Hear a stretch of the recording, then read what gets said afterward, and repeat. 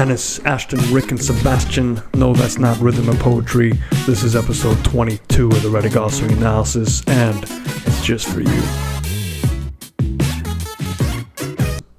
And make sure we stay to the end of the video. We have a special guest, Sebastian, who's a long drive hitter. I asked him to submit a video for you so we can get down and see what he does to create the power that we all wish we had. Good evening, members and guests of the Line Golf Academy. Thank you once again for joining episode 22 already of the Ready Golf Swing Analysis series.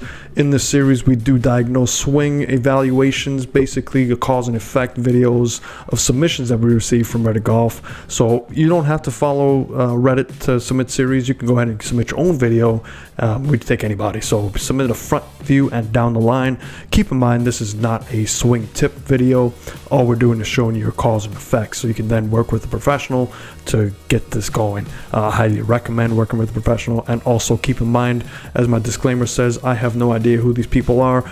They just send me their videos, and I look at their notes if they have any notes, and from there we just try and give the best cause and effect that we can, but we do not know their range of motion. We do not know their injuries unless they state it. So if you do send your videos, put that information on there. It really helps it out. So with that being said, let's get going. We have Anas on the screen here. Anas, let's just take a look at your motion. Okay, so we see a lot of that right shoulder kicking over and the follow through, and you know, my pet peeves coming back, and we can kind of see this forward press, and that usually results in the right shoulder getting really involved. So already, Anas, what we can do is take a look at where that ball position should be, your shoulder alignment. You know, you can see your spine is tilting a little bit underneath that shoulder alignment there, and basically where your ball position should be from that shoulder alignment, it should be clear off your your lead foot. So typically with that, now you are forward pressing based on your shoulder tilt, and now you have a circle that is swinging outside or away from your spine angle circle. So now you have two circles trying to make the compensation move. And typically when we see that right shoulder really have to tilt under or extend and overturn to hold off your release, because if you release, you're going to hit it very heavy, or you might rope hook it off this world. So for you, you're starting to develop a way to hold that release and just get that right shoulder really involved. And we see that a lot with forward pressers. So I'm going to put a little head brace line up here just to see how steady your head is, and also an impact line on your lead side. And let's take a look at this motion here. So you do a pretty good job of just turning, which is stellar. You can see that lower body's hanging in pretty tight. There's not much motion going on there. You get a great shoulder turn. So here is about where you should max out your shoulder turn.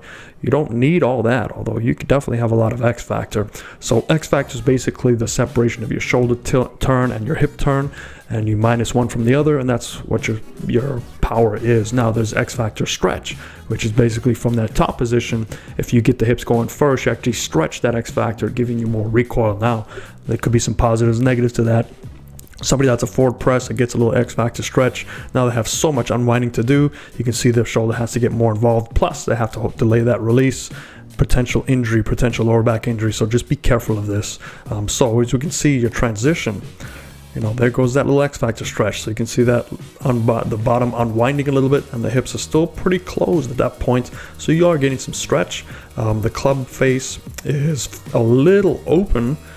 And let's take a look how we do this. So now we have to stay back because we have that increased spine angle because of your forward press. And now you just have to stay on that spine angle, and you're coming a little bit too tilty with a iron. So now all of a sudden, if you were to release that club face, you are going on the downswing severely, and you'll hit it heavy. So you've learned to kind of hold that release. And in this position, you're almost hitting it with a level angle of attack, maybe even scooping it. Maybe up angle attack is pretty interesting to see where you're going. That ball wasn't struck very well, it looks like. So it looks like you're topping the ball. Typically when your right shoulder tilts under because of that forward press, you've already established your spine angle. Your body's trying to stay in that spine angle. So you see a lot of top shots, a lot of thin shots, or you scoop it. So you hit these balloon balls every now and then with a little bit of a turf behind it. And watch that right shoulder here. So you're still in your initial spine angle. You should be straighter at this point, and descending your blow a little bit, but Look at this right shoulder. It's just holding on to that release. Holding on, holding on, holding on. Look at that amount of turn. I mean, that looks like it's a lot of pain. If I do that, I think I might have a chiropractic surgery the next day. So just be really cautious of this motion here. You can see that lower body, that lower lumbar region is just absorbing so much of that impact. And now you just do your best to hold into your posture. You can see you have that lean back, and what does it look like? It looks kind of like your starting position. So you can see once you get that forward press, you've disconnected, now you're stuck on that right side. You can't really transfer the energy, so you're just left with holding off and doing your best job you can. So hopefully that helps. Let's take a look at the down the line. Okay, honest, so I assume this is a different day because we have a beanie on, unless there was some cold spell in the wave. Now, let me just take a guess where you're from. You look very cold, looks very hilly, looks very bushy and trees-like. Let's just say Holland. And I don't know why I said that, but I'm just going to throw it out there. Let me know if I'm right. I'm probably dead wrong. But let's take a look at some lines here. So we'll draw a couple lines. We'll take a look at your motion, head brace line, and also the back brace line. And let's just take a look quickly and see what's going on here. Okay.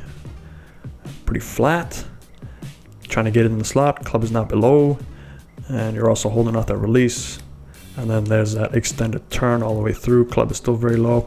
Okay, so pair your starting position to tilty with that forward press. I'm assuming you're still forward pressing on this side, assuming it's the same day, but you might have changed some things, but let's just assume you're forward pressing.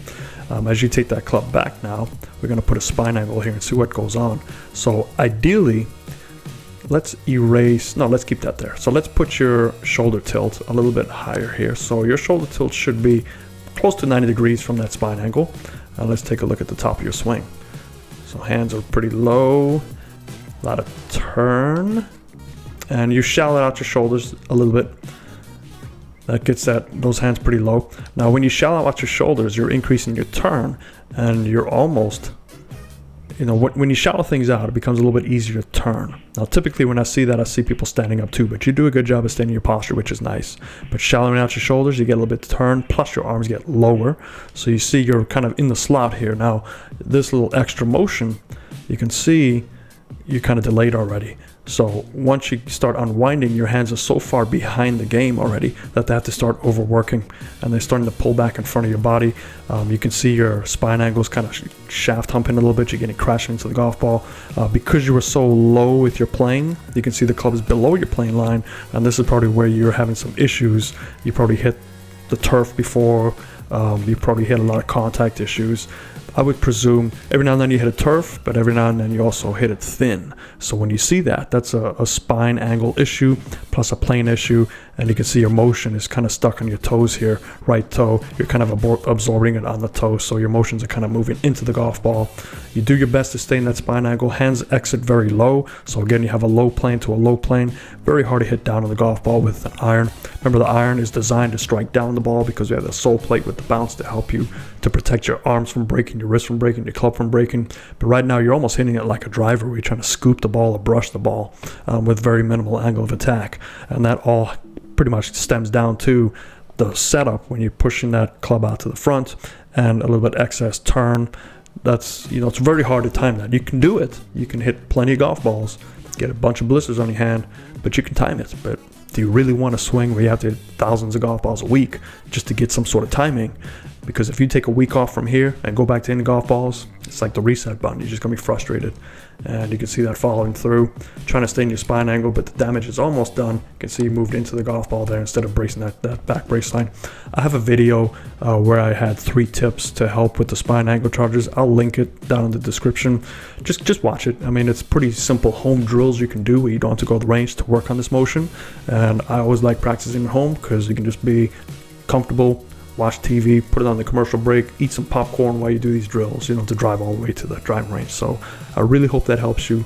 Let me know in the comments if I'm correct about Holland. I doubt I am, but if I am, I'm going to go play the lottery because that was such a random guess. But hope that helps. And keep in touch, Ennis. Let's go. Let's see who's next. Okay, next we have Ashton. Ashton, you look kind of chilly over there. Is that snow on the ground? No, I don't think that. That's just a parking lot. But it looks like it just snowed not too long ago. Let's just throw out Wyoming. I don't know why, but it looks very Wyoming-y, if that's even a word. Let's take a look at this setup here. So again, a tiny bit of forward press going on here. Anything disconnected from that spine angle, now all of a sudden your shoulder tilts maybe a little bit too much because of the shoulder press. You'll have to see from down the line, but typically when we start forward press and we either open the shoulders or we tilt too much to get those hands in front. It doesn't look too bad, but you can see your shoulders are there, your spine's kind of going right through your hands, which is great. But now that ball position should be about 3 golf balls in front of you. So we'll see how that affects your motion. Your right brace line and your impact line. We'll take a look here, and we'll do a little head brace line. Let's take a look at this motion. Okay, do a pretty good job bracing that right side. Looks like a little bit too much tilt going on here. Hands are really high, so when we see tilting, we see our hands go really high. When we see turning, like the last video, we see our hands very low, and we don't see a lot of spacing between the hands and the head. So it's a very tilty motion. You might have rocked, you might have tilted under a little bit because your spine angle is kind of shoving back towards the target slightly. Let's see how you compensate for that now. A little cause and effect. Get that left hip to drive into it, which tilts your shoulders back under. So you're definitely tilting.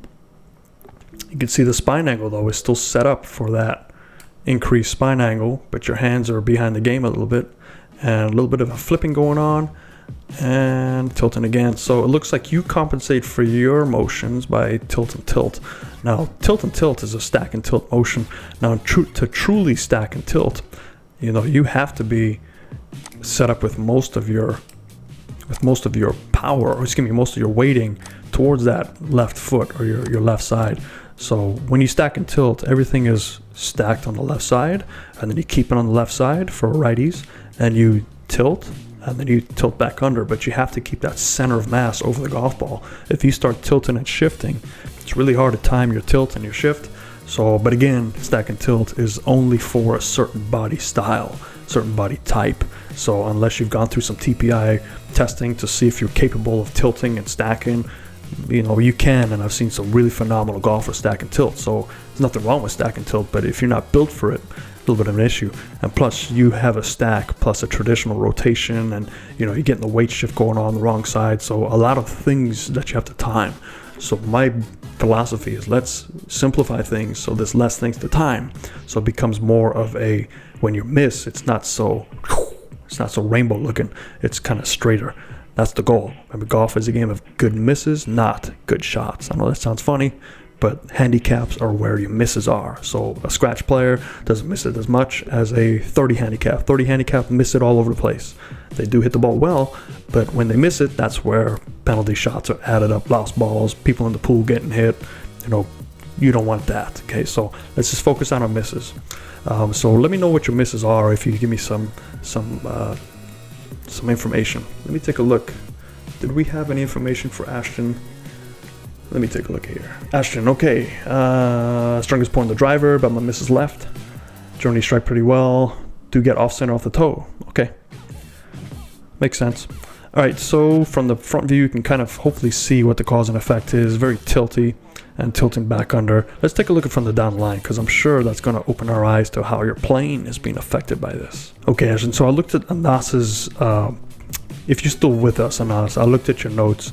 And sorry I missed these, but it just definitely says your misses are a hook or a shank, and also your decent shots are low push draws. So you can kind of see how you're not striking down. So I'm sorry I didn't get your notes, I just saw them now, so forgive me, but hopefully that makes sense to you. So let's get back to Ashton.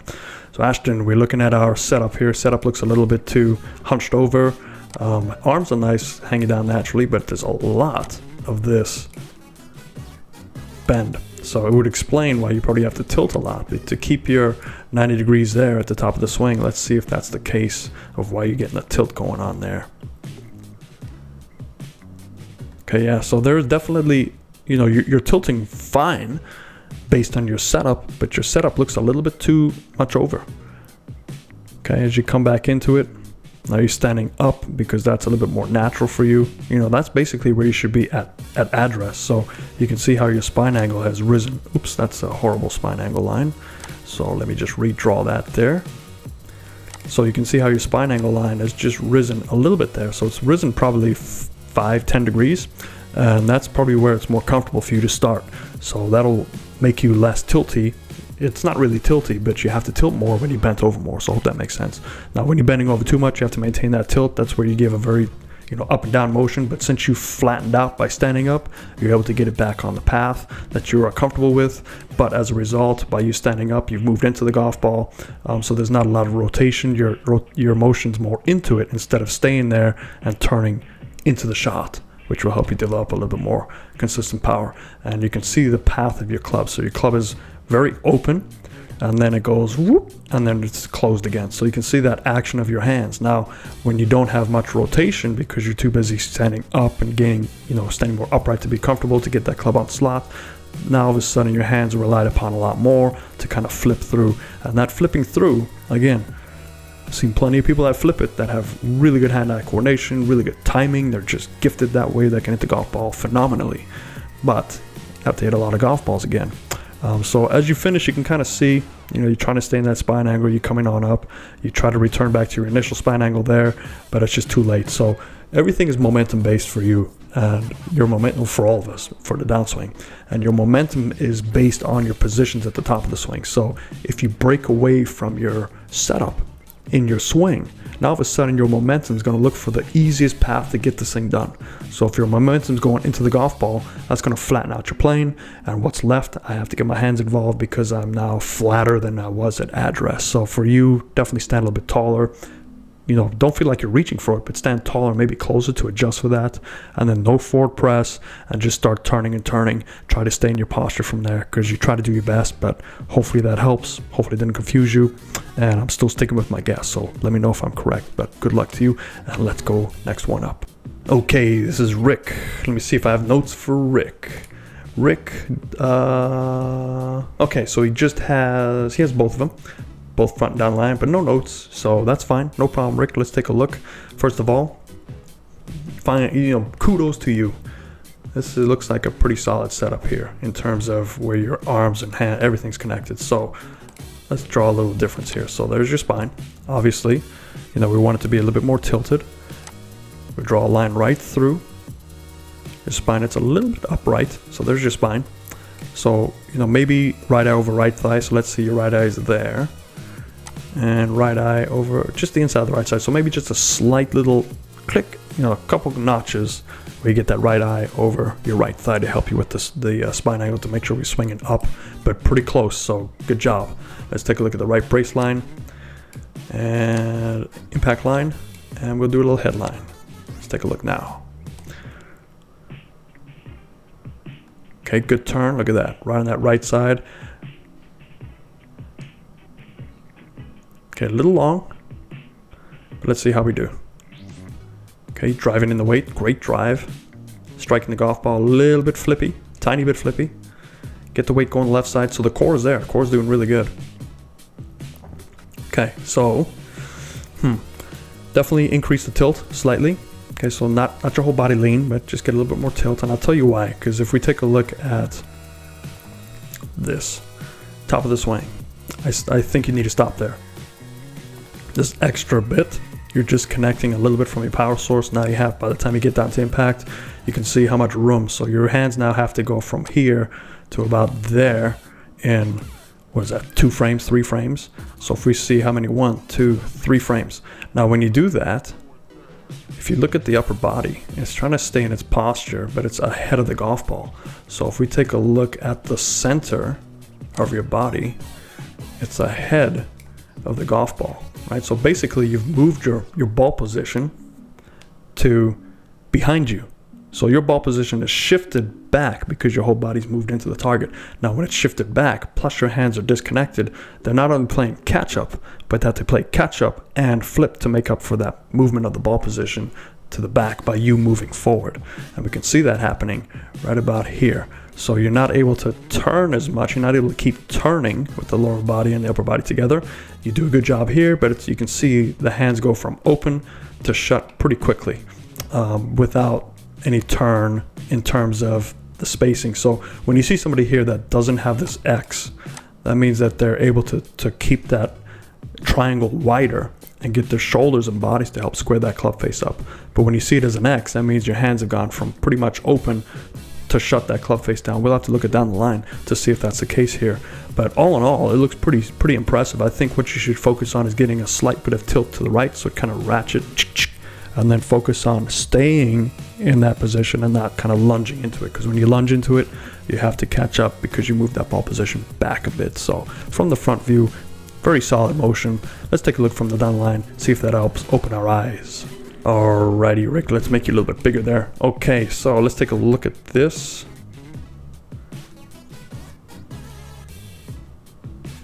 Yeah, okay.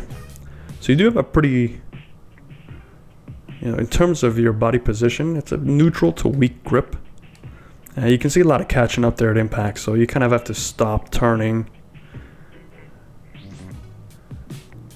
to let your hands catch up a little bit. And plus that forward motion, you can see that here. I mean, this should be delayed a few frames so you can get more of that body connection together to strike that golf ball. So I see your body getting out in front of the hands, and the hands have to kind of catch up, and you can see that motion of the hands really flicking at the golf ball. So definitely your setup needs to be adjusted just a little bit to the right, like I said, from the other view, and just focus on shortening your arm swing, not your body. You do a great job turning your body, but keep your hands more up and away from you so they don't have to travel so far. So if my arms are way back over here and I turn, they've got to travel in front of your chest in a third of the amount of time. And it's a very violent motion. Plus you're trying to square the club face. Plus you're getting your body open. So your hands and arms are really relied upon. So I bet some days you hit the ball phenomenal and you think, I got it. And then the next day you wake up and you can't wait to go play golf. And all of a sudden you're like, what is going on? I shot the round of my life yesterday and I can't even hit a golf ball now. I can't even hit the side of a barn. So just keep an eye on that. Again, very timing oriented motion with your hands and arms, so you don't want that. But to help you understand what's going on, let's go back to the beginning here and draw some lines for you. And there's a lower plane line, upper plane line. We'll put a little box around your head, or a half a box. Okay, good. So setup looks fairly good. I mean, it's a little bit shut with the feet. I'm not quite sure where you're aiming. It looks like you're aiming over in here, if I have to take a guess. So we'll just keep an eye on where that ball's going, because your foot is going that way. And you remember, club and feet, are parallel lines. So I know I'm trying to get the 3D going out here, but that's basically what it works out to be. So let's just take a look if that's the case, and we'll erase these. As you take that club back, okay, we're trying to take that one piece takeaway. Arms look a little bit stretched out at the beginning, but they stay connected, kind of. So the club's kind of already gone back. Okay, so maybe some more establish your turn quicker and keep those hands and turn together, because I see the club's pulling back a little bit as you get to the top. Do you get that top plane line? Yes, you do. I would prefer to stop here and be wider. Get your arms further away from your body. Okay, so from here, you've got a lot of catching up to with the hands and arms. So you're trying to turn, you're trying to get that club in the slot, which is good. But you can see there already, I mean, look how disconnected your arms are from your chest. They're almost behind your body. So they've got really quick hand actions to do this. So they have to really get firing. And they fire, you're trying to tilt under, I see that. Club is getting a little bit below the plane. You're trying to stay in your spine angle. It looks like it's just on the toes a little bit. You can see that right thigh is kind of pushing in and kind of collapsing on you instead of driving a little bit more. And you can see that release. So yeah, for sure. I mean, it's the core is good. You can see the core is there. It's trying to stay in its posture. It stands up a little bit at impact. And that's that right leg. So you see how the right leg is kind of losing its footing. It's kind of pushing this way. To compensate that, now your upper body has to kind of stand up so you don't fall over. So it just looks like a little bit of a weight drive issue. And that could just be caused by, not being tilted back enough and not staying back. So these tiny little things add up. Definitely disconnected with the hands and arms. So I'd first start there. Go see a professional to see how you can get that established motion. I usually take a big medicine ball and work on just turning, keep my hands in front of my chest. So if you start turning, you can see your hands get way back over here. Now they have to throw, and you're throwing too soon. You're like basically slapping the ball, for lack of better terms. So I hope that helps you. Hope it didn't confuse you. If I did, leave me a note and I'll try and get back to you as soon as possible. But let's see who's next. Finally, let's take a guess where you're from. I see those beautiful trees. You're either in Australia with the eucalyptus. I don't know if those eucalyptus trees, or let's just throw this out there, somewhere in the deep south. Let's go to North Carolina. That's not deep south, but it's southeast-ish. One of those. All right, so last up is Sebastian. This is a surprise for us. I reached out to Sebastian on Instagram. He's a long drive enthusiast, so I said, it'll be awesome for my Redditors to see a long drive champion and how he develops some power. So this is a great down the line motion for us to analyze. I wouldn't recommend doing any of these positions just because it looks like it hurts. Anytime I look at long drive champions, there's definitely a different breed. So what we can see here is kind of the opposite of what we do. I mean, just look at how he's holding that position there. He's catching that thing way on the upswing. And in order to do that, watch what he does with his upper body. So he actually increases his spine tilt, which is something that's really hard to do. Let's look at this. Okay, and what you'll notice is he'll kind of get a rocking effect. So most of the long drive guys get that. They go a little bit left and back a little bit right to really get that rocking. They're trying to use every ounce of their body. And you can see a lot of footwork going on here. So, there's the rocking. So he rocks here. He gets up, pushes, rocks left, rocks back right to make sure he transfers all that energy. Now watch his alignment. So there's his starting position. And let's put a little back brace line. And as he gets to the top of the swing, he dips down. So all of a sudden he's going down. So he's trying to steal some ground force. Arms and hands are way back there. And now he's going down, down, down. So look at this position now. This is completely unnatural. So kudos to you, because this is an incredibly hard position to get to. So you can see he's started his initial spine angle. He's actually going down. It's very rare to see that. And not only that, but he's going to stay in his posture. And look at how close his hands and arms are to his shoulders. I mean, that shaft is almost going to touch his shoulders. He gets so much increased lag going on. Now he's just going to hold on to that as long as he can, tilt under as hard as he can. And you have to be incredibly athletic to do this. So you can see that club is right on plane, stuck on that low plane line. He's still in that spine angle. Look at this. Boom. So that's the up. So he's now gone from his initial spine angle to go down to steal some ground force. Now he's pushing up.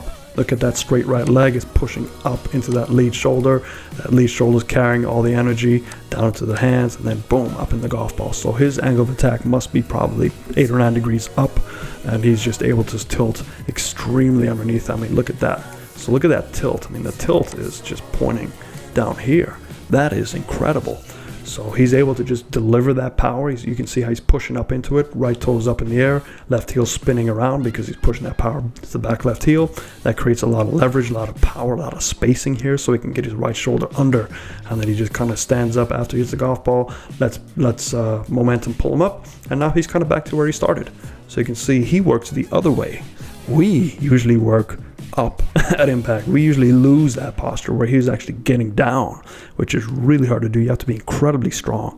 Your core has to be strong to pull your body down while your lower body's trying to push up. So it's counteracting forces. When you do that motion, you are storing so much power until you can't hold it anymore, and then you push it up and snap through. So thank you very much for sending this to us, Sebastian. I really appreciate this. This is a great eye-opener, and anything you need from me in the future, let me know. Good luck to you, and good luck in Australia.